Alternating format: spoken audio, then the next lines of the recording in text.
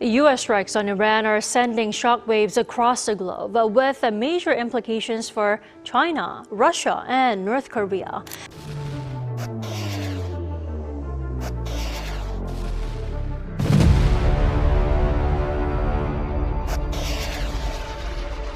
The Proxy Strategy.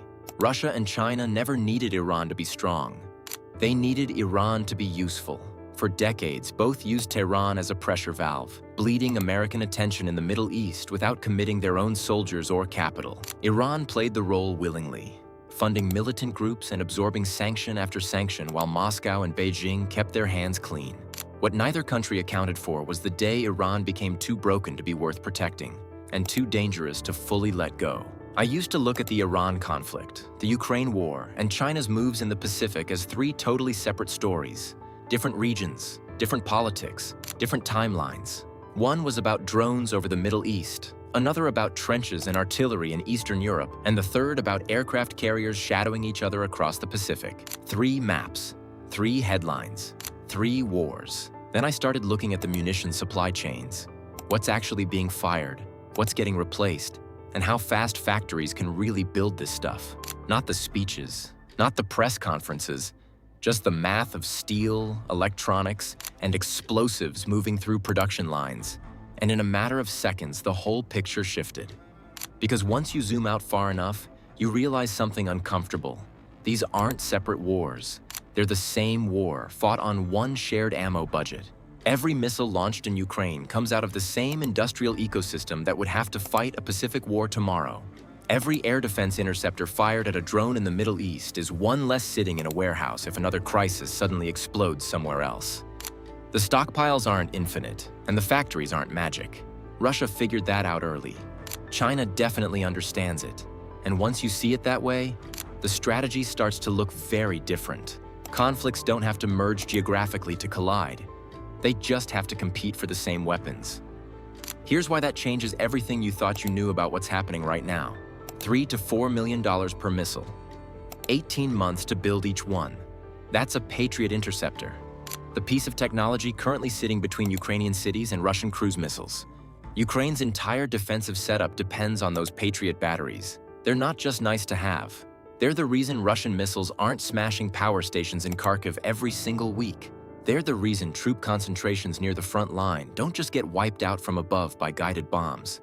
And alongside the Patriots, Ukraine runs long-range precision munitions, things like GMLRS rockets that reach deep into Russian-held territory and hit fuel depots, ammunition storage sites, rail hubs, command posts. That's the war plan. Air defense holds the line from above. Long-range fires bleed Russian logistics from behind the front. But every interceptor launched and every rocket fired comes from the same pipeline. A pipeline that suddenly looks a lot smaller when three potential wars are drawing from it at the same time. Now the Iran conflict opens up, and this is where the math starts getting ugly very fast. Because the United States doesn't have a separate pile of interceptors sitting in a warehouse labeled Middle East emergencies. There isn't a hidden reserve that only comes out when a new crisis appears. There's one industrial base, one supply pipeline, one set of factories trying to feed multiple battlefields at the same time. Raytheon runs the Patriot interceptor production line. For the past 2 years, they've been pushing hard to expand it. New workers, longer shifts, new contracts, everything you'd expect during a major war buildup. And even with all that effort, the line still isn't moving fast enough to replace what Ukraine alone has been firing. Patriot interceptors take time. Complex electronics, guidance systems, precision manufacturing. You don't just stamp them out like car parts. GMLRS rockets tell the same story. These are the precision rockets launched from HIMARS systems. The ones Ukraine uses to strike Russian logistics hubs, rail depots, fuel dumps, and command centers behind the front. They've been one of the most effective tools Ukraine has had.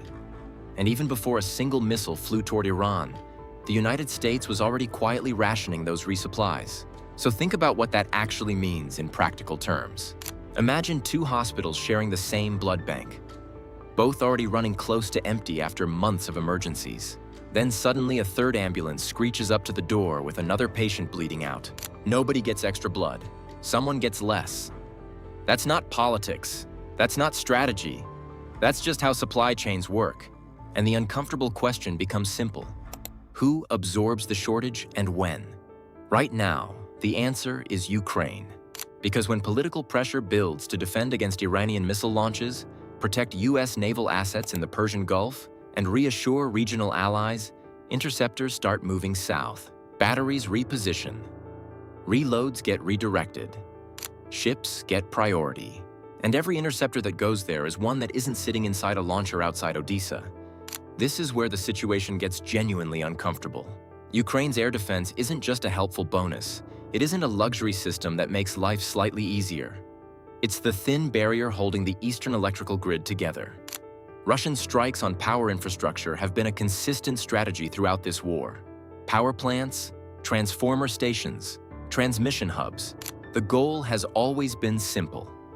Freeze the grid, collapse civilian services, and force Ukraine to fight in the dark. Patriot batteries are one of the main reasons those strikes keep getting stopped. But air defense works on coverage, on readiness, on having reloads when the next wave comes in. Start pulling reload capacity away, even partially, and gaps begin to appear. Not theoretical gaps, real geographic gaps. The kind where a Russian missile finally finds open sky, and Russia can see this happening. That part isn't speculation. It's the nature of modern war. A surprising amount of US resupply data is public. Congressional budget requests list quantities. Pentagon briefings outline production increases. Arms transfer announcements reveal delivery schedules. Analysts, journalists, and think tanks track the numbers constantly, which means Russia can track them too. They know roughly how many Patriot interceptors Ukraine has received. They know how many launchers are operating. They know how quickly those interceptors are being replaced. And they can estimate, with uncomfortable accuracy, when the cupboard starts getting thin. Historically, Russia pushes harder in the spring, not because of symbolism, but because of physics.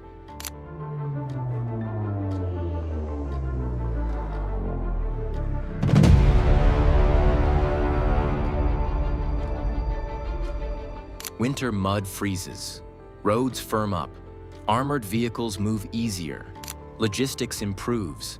The battlefield literally becomes more navigable. So if Russian planners can line up a spring offensive with a moment when Ukrainian air defense inventories are running low, that's not luck, that's timing. And timing in war is usually deliberate. Now layer the intelligence problem on top of that, because the missile math isn't the only pressure point. US surveillance assets are also finite. Satellites, airborne radar platforms, signals intelligence aircraft, electronic monitoring stations.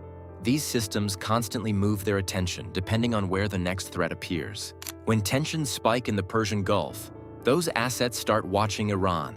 They track missile launches, naval movements, drone activity, cyber signals, everything that could threaten US forces or shipping lanes. But attention is a resource. And when that attention shifts toward the Gulf, the real-time picture over eastern Ukraine inevitably gets thinner. Ukraine loses early warning on incoming strikes, the kind that gives cities precious minutes to activate defenses. It loses targeting intelligence that helps guide long-range strikes against Russian command centers and logistics hubs. It loses the battlefield awareness that has helped a smaller military hold its ground against a much larger one.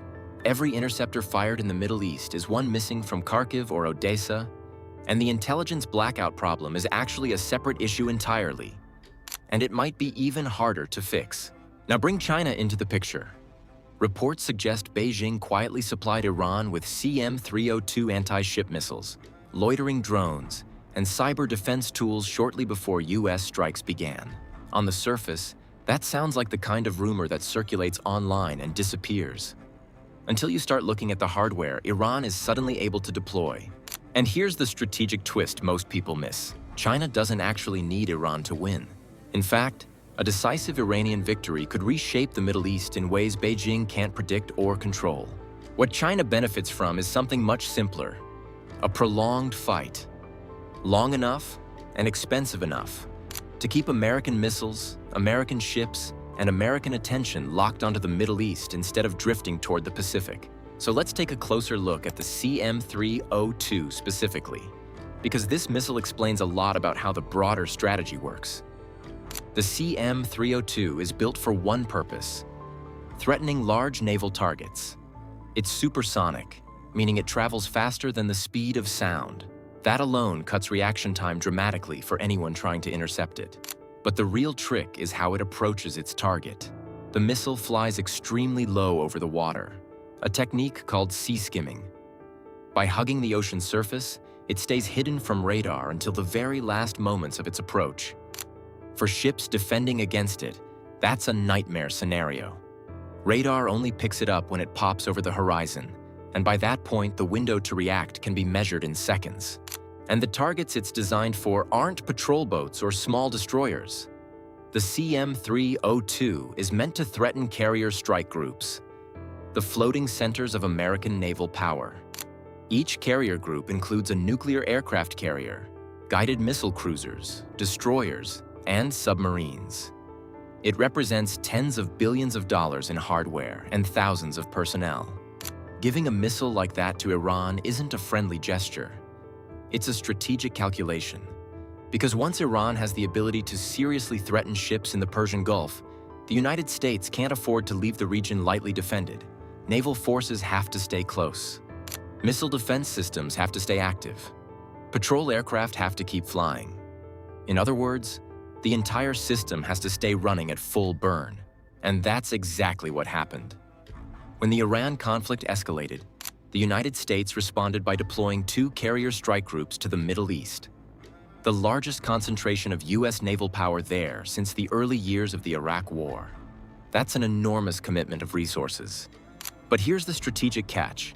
Every carrier group sitting in the Persian Gulf is one that isn't positioned near Taiwan. China has spent years watching U.S. naval deployments. Analysts in Beijing track where carriers move, how long they stay deployed, and how quickly they can shift between regions. This kind of moment, when American naval power gets pulled into a separate crisis, is exactly the kind of strategic opening Chinese planners study. And the method behind it isn't new. This is very similar to the approach China has taken with Russia during the war in Ukraine. There's no formal military alliance, no Chinese troops fighting on the front lines. Instead, support flows through equipment, industrial supply chains, and technology transfers that help keep the war going without putting Beijing directly in the crosshairs. It works because it's indirect, and because it unfolds slowly enough that it rarely triggers the kind of immediate backlash that open military support would. There's another angle here too: dependency. The longer Iran relies on Chinese missiles, drone components, electronics, and economic support to sustain a conflict, the deeper that relationship becomes. Supply chains become harder to replace. Financial connections grow tighter. Strategic decisions start to involve Beijing's interests, whether Iran wants them to or not. By the time the fighting eventually slows down, Iran may find itself far more dependent on China than it was before the crisis began, which from Beijing's perspective is a very useful outcome. And the drone side of this story shows the same pattern. Iranian drones were already appearing on the battlefield in Ukraine through Russian forces. Investigators examining wreckage found Chinese-made components inside many of those systems: electronics, sensors, and communication hardware. So what's happening now isn't some sudden new alignment. It's the same network expanding, more coordinated, more deliberate, and increasingly tied to a larger strategic logic about how global conflicts can stretch Western military resources across multiple fronts at once. And the budget math makes all of this hit harder. U.S. defense production lines take years to expand.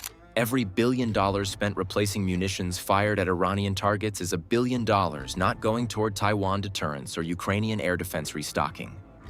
The money isn't infinite. The factories aren't infinite.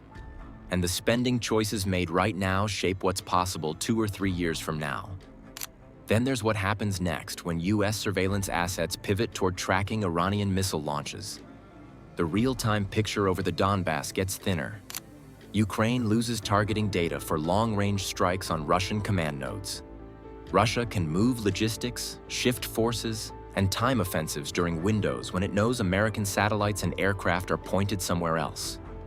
So Russia doesn't rush. It doesn't overextend. It just watches the gaps open up and waits, because the strategy was never about winning fast. It was always about outlasting a distracted opponent. No single front line decides this. Factory output decides it. Reload rates decide it. The side that figured that out first is the one setting the pace right now, and it isn't us. Next time you see a headline about a missile fired in the Middle East, ask yourself how many of those are also hitting Ukraine's ability to survive the next Russian push. Because that's the number that actually matters. Taiwan fits into this exact same ammo budget. The same strained production lines, the same finite pool of interceptors, the same set of impossible choices. Let's take a look at that. Bye for now.